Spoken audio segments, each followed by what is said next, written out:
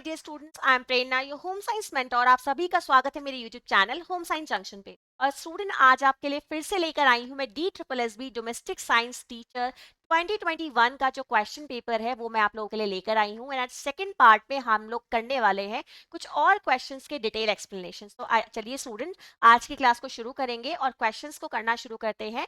And definitely आज आपको फिर से कुछ नया सीखने के लिए मिलेगा। इन क्वेश्चंस की एक्सप्लेनेशन आपको आने वाले एग्जाम में जो क्वेश्चंस आएंगे उनमें भी डेफिनेटली हेल्प करेगी। तो चलिए आज का पहला क्वेश्चन ध्यान से देखते हैं स्टूडेंट्स। क्वेश्चन आप लोगों के सामने है, निम्नलिखित विकल्पों में से मेयोनीज में प्रयुक्त सही पाइसीकरण चुनिएगा। अब देखो स्टूडेंट, यहाँ पे एक क्वेश्चन कह रहा है कि आप जो मेयोनीज बनाते हैं, मेयोनीज में एक इमल्सिफायर के तौर पे आप किस चीज का इस्तेमाल करते हैं।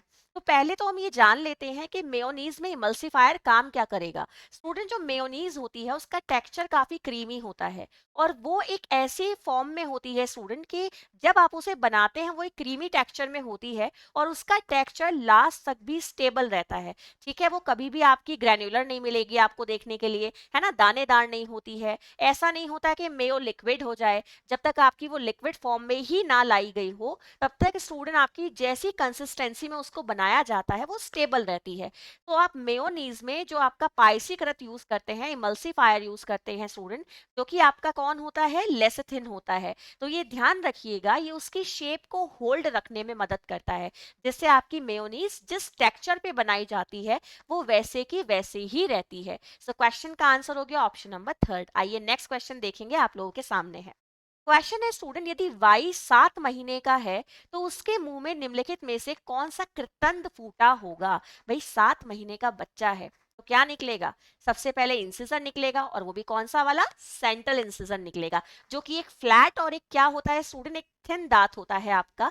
ठीक है, और इससे आप क्या करते हैं स्टूडेंट, भोज्य पदार्थ को आपकी ये काटने में मदद करता है। ठीक है, सो क्वेश्चन का आंसर जाएगा ऑप्शन नंबर 4। आइए नेक्स्ट क्वेश्चन देखते हैं स्टूडेंट, आप लोगों के सामने है। क्वेश्चन है, निम्नलिखित में से कौन सा बंधेज टाई एंड डाई तकनीक नहीं है। तो भाई आप लोगों को बता दूं कि जो टाई एंड डाई होती है स्टूडेंट, बेसिकली वो तो एक रेजिस्टेंस प्रिंटिंग का एग्जाम्पल होता है। रेजिस्टेंस प्रिंटिंग का मतलब होता है स्टूडेंट हिंदी में अवरोधक छपाई। और ये आपकी क्या होती है, जब आप ओवरऑल पार्ट पे डिजाइन नहीं बना रहे होते, कुछ स्पेस ऐसा छोड़ देते हैं जहां पे डिजाइन आपको नहीं चाहिए होता है, उसी को अवरोधक छपाई के नाम से जाना जाता है। सो टाई एंड डाई की तकनीक नहीं है। तो देखिए, जब टाई एंड डाई की जाती है स्टूडेंट, तो आप लोग जानते हो कि हम कपड़ा लेते हैं, कपड़े को बांधते हैं, कलर में डिप करते हैं, उसको गर्म पानी में खौलाते हैं, कलर आता है, फिर खोल देते हैं जो गांठें बांधी होती है और उसे सुखा देते हैं, डाई हो जाती है। सो बांधना तो भाई आता है टाई एंड डाई में, उसके बिना तो टाई एंड डाई हो ही नहीं सकती। गांठें बांधना, अब स्टूडेंट टाई एंड डाई है तो गिठा भी लगानी पड़ेगी, आपको पता है धागा बांधते हैं, है ना, धागा बांध के जो कलर है उसे चढ़ने से रोकते हैं। तीसरा ऑप्शन है गोला बनाना, मार्बलिंग करना। So student tie and dye में मार्बलिंग भी आती है, गोला बनाकर भी आप क्या करते हैं, जब कपड़े को डालते हैं तो एक अलग डिजाइन निकल के आता है। सो ये तीनों आपके टाई एंड डाई के ही मेथड हैं, बट क्वेश्चन में भाई हमारा एक ये तुच्छ प्राणी जिसे हम कहते हैं नहीं, ये छुपा बैठा है। सो क्वेश्चन का आंसर क्या जाएगा स्टूडेंट, बाटिक जाएगा, क्योंकि ये आपकी टाई एंड डाई की टेक्निक स्टूडेंट नहीं है। बाटिक आपकी खुद में एक अनदर मेथड है स्टूडेंट प्रिंटिंग का, जो कि ये भी स्टूडेंट एक रेजिस्टेंट प्रिंटिंग का ही मेथड है, ये ध्यान रखिएगा। बाटिक भी एक तरीके की रेजिस्टेंस प्रिंटिंग ही होती है, बट यहाँ पे डिफरेंस क्या है स्टूडेंट, कि टाई एंड डाई में आप धागे पे जो रंग को क्या करते हैं स्टूडेंट, चढ़ाते हैं, और जहां जिस एरिया पे आपको रंग नहीं चाहिए होता वहां आप धागे का इस्तेमाल करते हैं। बाटिक में स्टूडेंट धागे का रिप्लेसमेंट कौन है, मोम होता है। जहां पे आपको रंग नहीं चढ़ाना होता वहां आप मोम का इस्तेमाल करते हैं, जिससे कि जहां मोम होगा वहां पे रंग आपका नहीं चढ़ता है। चलिए आगे नेक्स्ट क्वेश्चन देखेंगे। क्वेश्चन आपके सामने है, सोकेज पिट निम्नलिखित में से किसके निपटान के लिए एक स्वच्छ विधि प्रदान करते हैं। तो स्टूडेंट मैं आप लोगों को बता दूं कि सोकेज पिट जो होते हैं स्टूडेंट, ये आपके एक तरीके के सेफ्टी टैंक्स होते हैं जो आपके इस तरह से बनाए जाते हैं। इनमें आपका क्या होता है स्टूडेंट, यहाँ पे कुछ ऐसा मटेरियल डाला जाता है जिससे कि जो भी आपका पानी है, ठीक है, पानी में जो आपका जितना भी स्टूडेंट जो अपशिष्ट होता है, जो एक गंदा पानी है, ये उसे एब्जॉर्ब कर लेते हैं। ठीक है, सो ये आपके क्या बनाए जाते हैं, एक तरीके के सेफ्टी टैंक्स होते हैं, ठीक है, जिन्हें अपशिष्ट जल को स्टोर करने के लिए, एब्जॉर्ब कराने के लिए बनाया जाता है। क्वेश्चन का आंसर जाएगा ऑप्शन नंबर 4। ध्यान से देख लीजिएगा। ये आपका जो जल का स्टूडेंट क्या होता है, एक तरीके से हम बात करते हैं ना, तो जल को शुद्धिकरण की विधियां, निपटारण की विधियां, वहां से आपका ये क्वेश्चन है। तो बेसिकली हेल्थ एंड हाइजीन का आपका ये क्वेश्चन है। नेक्स्ट क्वेश्चन देखिए आप लोगों के सामने है स्टूडेंट, खाद्य अपरेक्षण खाद्य अपमिश्रण निवारण अधिनियम किस वर्ष में पारित किया गया था? सो स्टूडेंट, इस क्वेश्चन को अगर मैं समझूं तो ये है आपका फूड अडल्ट्रेशन एक्ट, खाद्य अपमिश्रण। तो क्या बनता है स्टूडेंट, ये फूड अडल्ट्रेशन एक्ट है आपका। और ये एक बहुत बेसिक क्वेश्चन है, मिलावट अधिरोधी आपका क्या है, ये अधिनियम है। ठीक है ना। क्वेश्चन का आंसर जाएगा 1954। बहुत बेसिक क्वेश्चन है कि आपका जो फूड अडल्ट्रेशन एक्ट है वो कब आया है। मुझे लगता है रट चुका होगा अब तक आप सभी लोगों को कि 1954 में आपका फूड अडल्ट्रेशन एक्ट आया है, जो मिलावटी पदार्थ को क्या करता है स्टूडेंट, रोकने के लिए, जो भोज्य पदार्थ में होने वाली मिलावट है उसको रोकने के लिए काम करता है। ठीक है। आगे नेक्स्ट क्वेश्चन ध्यान से देखिएगा स्टूडेंट।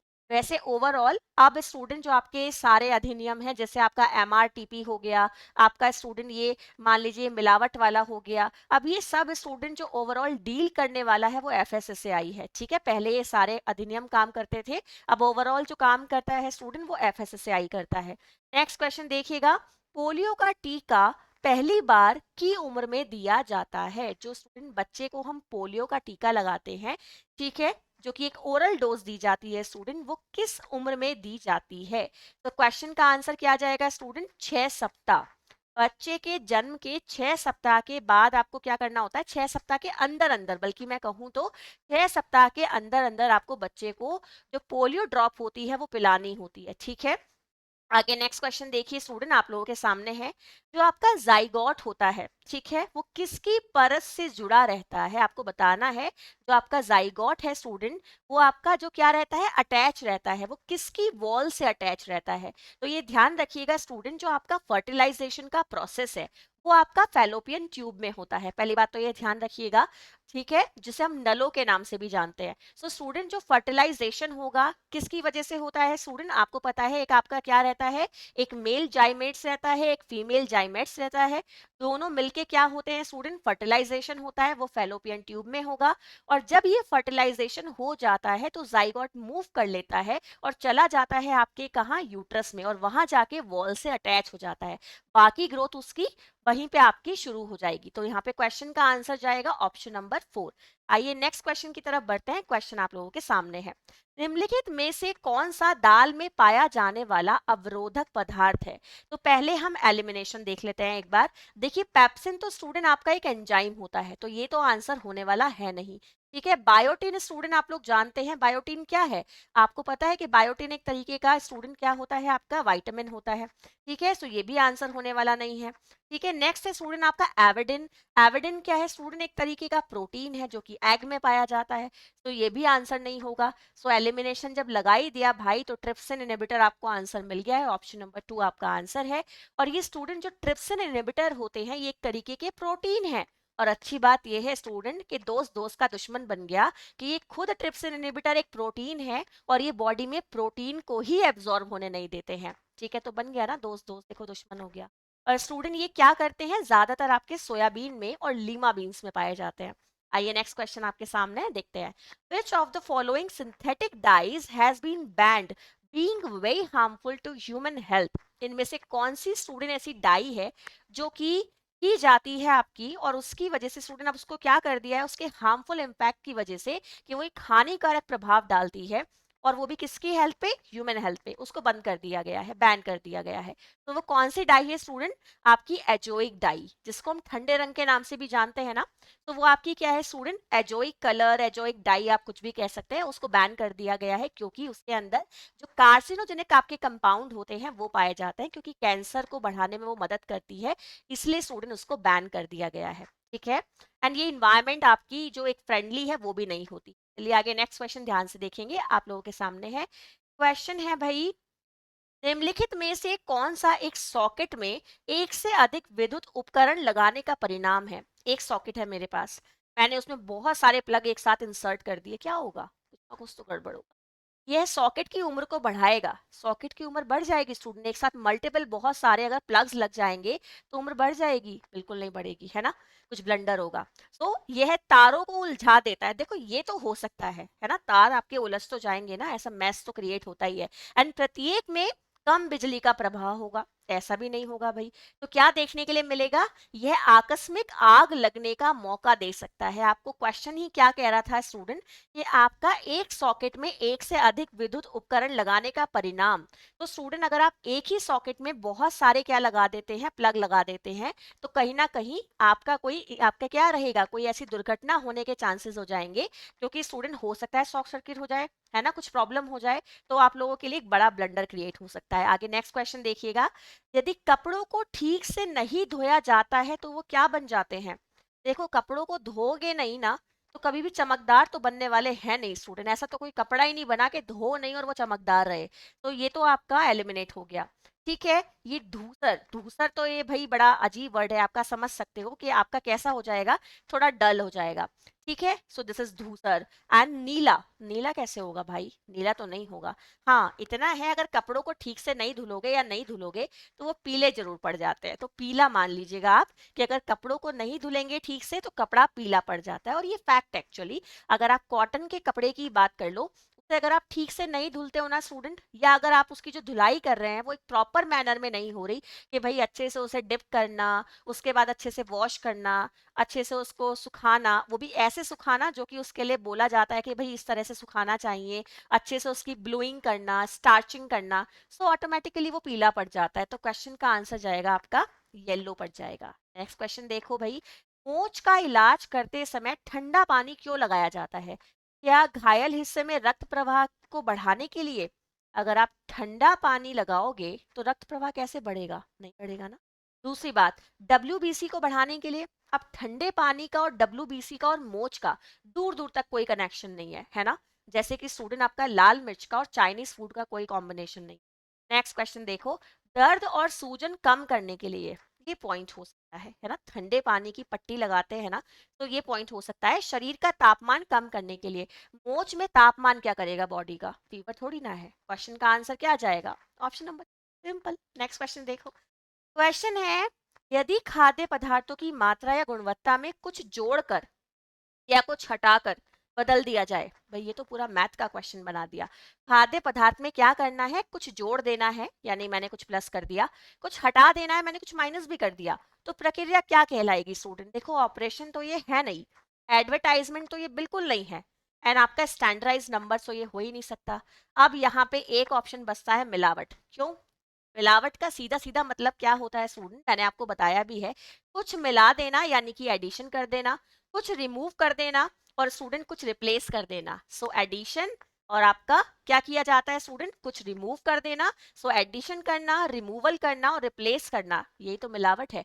अगर मेरे पास स्टूडेंट क्या है, 1 किलो चावल है, उस 1 किलो चावल में मैं क्या करूँ स्टूडेंट, या तो मैं कुछ मिला दूं, तो मिला मैं क्या सकती हूँ, उसमें पत्थर मिला देती हूँ, है ना, घटिया क्वालिटी के चावल मिला देती हूँ, तो मैंने एड ऑन कर दिया, क्वालिटी खराब हो गई।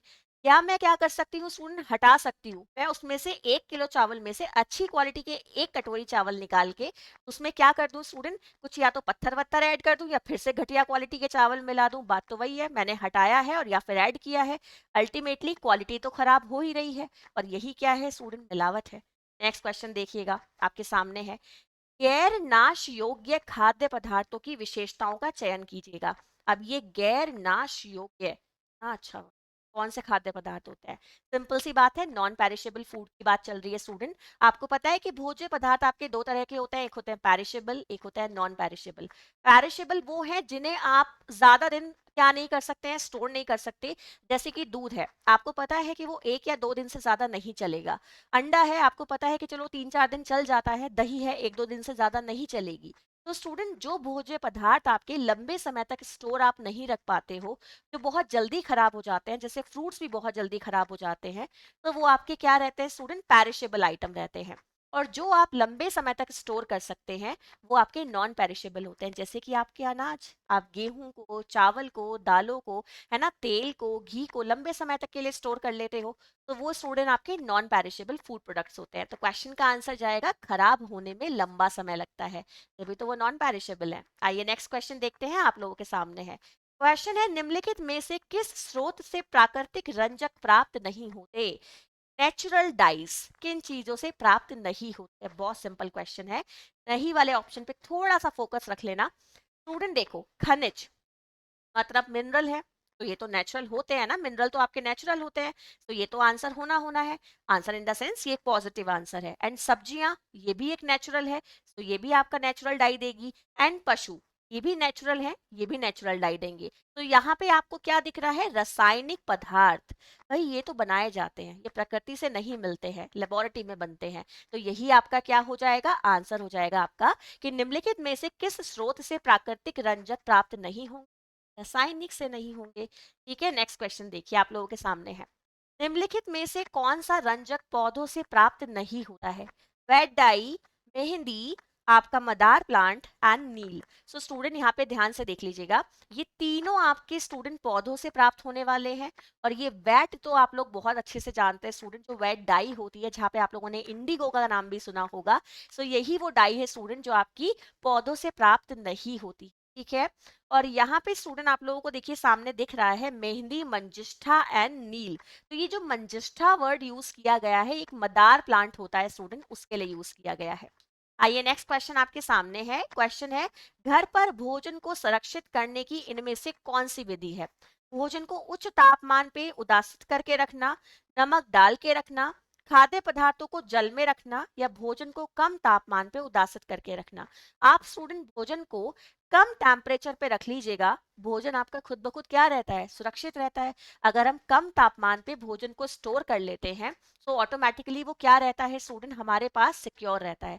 तो हम ज्यादा तापमान पे रखेंगे तो डेफिनेटली खराब हो जाएगा, रूम टेम्परेचर पे रखेंगे डेफिनेटली खराब हो जाएगा, हम उसे कम तापमान पे रखेंगे तो खराब नहीं होता है। क्वेश्चन का आंसर जाएगा ऑप्शन नंबर 4। आगे नेक्स्ट क्वेश्चन देखिएगा, आप लोगों के सामने है। क्वेश्चन है स्टूडेंट्स, गर्भवती महिला के लिए आयरन की कितनी आवश्यकता होगी? अब यहाँ तो कुछ समझाऊं ही नहीं ना, यहाँ तो सिंपल सा क्वेश्चन है, 30 mg टू 60 mg रिक्वायरमेंट पूछी है भाई, आरडीए का क्वेश्चन है रे।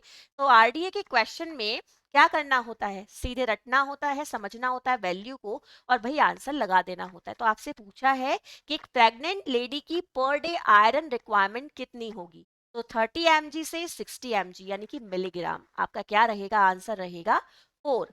नेक्स्ट क्वेश्चन ध्यान से देखिएगा, चलो यहाँ पे कुछ आपको एडिशनल बातें बता देती हूँ। वो क्या है कि गर्भवती स्त्री को एडिशनल आयरन क्यों चाहिए? एक तो भाई बच्चा पल रहा है, बच्चे के लिए चाहिए। दूसरी बात, प्रेगनेंसी के समय पे स्टूडेंट जो ब्लड लॉस होगा उस समय पे जो एक बैलेंस रहे बॉडी में, इसलिए आपको आयरन रिक्वायरमेंट ज्यादा देनी रहती है, जिससे आयरन अगर मिलता रहेगा तो उन कॉम्प्लिकेशन से लेडी आसानी से डील कर लेगी और उसको वो कॉम्प्लिकेशन वहां पे ओवरकम्स हो जाएंगे। तो यहाँ पे आयरन हमें ज्यादा देना होता है। नेक्स्ट क्वेश्चन देखिए, निम्नलिखित में से किस उम्र में बच्चों के पहले अस्थायी दांतों का स्थायी दांतों में बदलना शुरू होता है? भाई बच्चे के, आप लोगों को पता है जो टेम्पररी टीथ होते हैं स्टूडेंट, वो कितने होते हैं? 20 होते हैं। ठीक है, तो 20 टीथ होते हैं स्टूडेंट बच्चे के, जो कि टेम्पररी टीथ है।